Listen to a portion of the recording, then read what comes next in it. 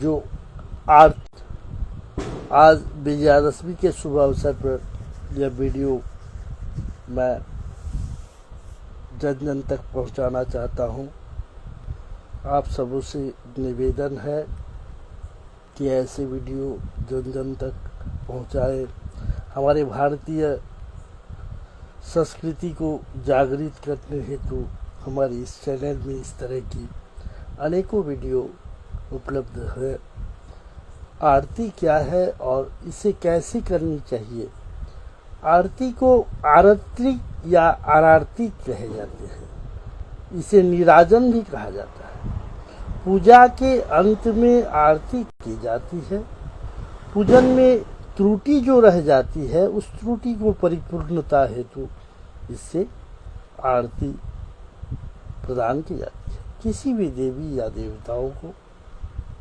इसके लिए स्कंद पुराण में कहा गया है, मंत्रहीनम क्रियाहीनम जत कृतं पूजनं हरे सर्वं संपूर्णताम मेति कृते नीराजनं।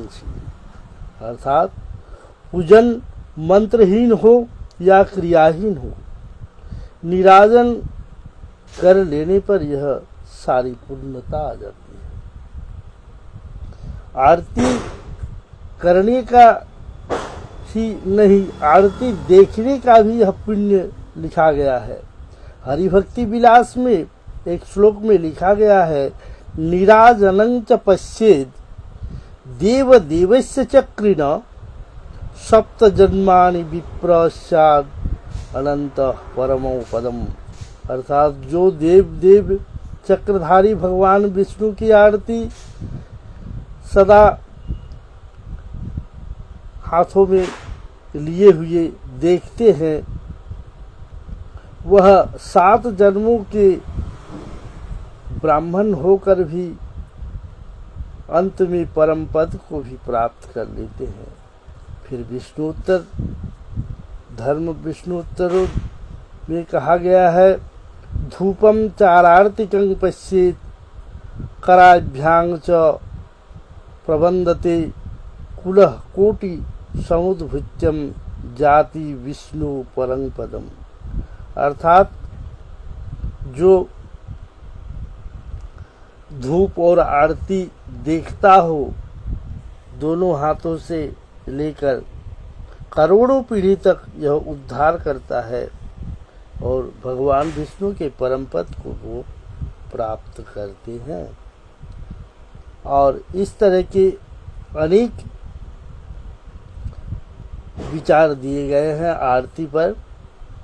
फिर शंख घड़ियाल और उसके साथ महावाद्यों को लेते हुए जयकार के साथ इस आरती को शुभ मन से, स्वच्छ मन से, जिस प्रकार कर्पूर की ज्योति आभा से युक्त होती है उसी प्रकार प्रज्वलित करते हुए मन की सारी कलुषताओं को दूर करते हुए और इससे गाया जाता है।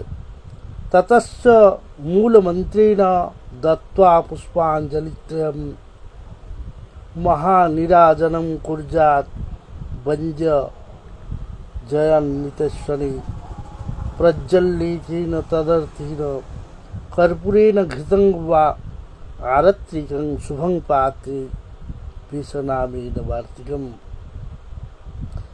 साधारणतः 5 बत्तियों से जो आरती की बात कही गई है पंच प्रदीप से, एक साथ या उससे अधिक बत्तियां, अगरबत्तियां, जैसे बांस की अगरबत्तियां न हो, धूप जलाते हुए साथ में कर्पूर की ज्योति। पद्म पुराण में भी कहा गया है, कुंकुमा गुरु कर्पूरम घृत चंदन निर्मितम वर्तिका सप्त वा पंच कृत्वा वा वर्तिकांतम।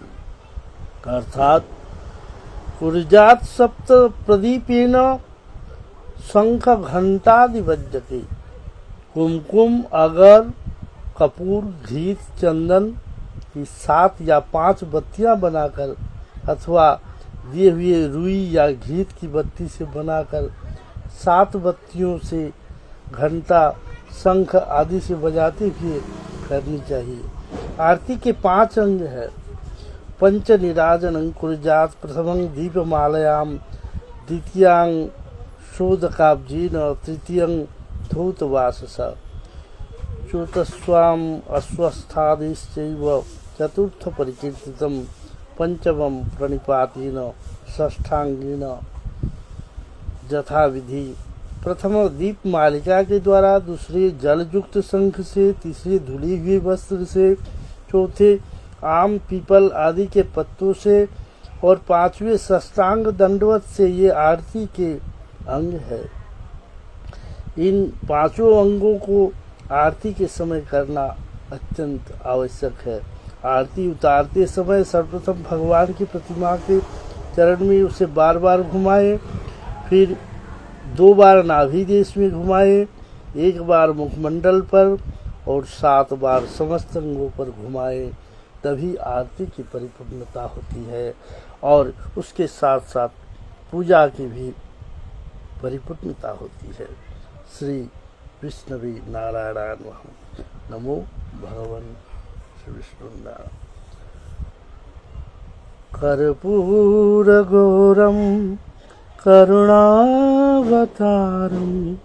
संसारसारं भुजगेन्द्रहारं सदा वसन्तं हृदयारविन्दे भवं भवानी सहितं नमामि। ये सारार्थिकं समर्पयामि। नमो भगवन् श्री विष्णुनारायण। सर्वेभ्यो देवेभ्यो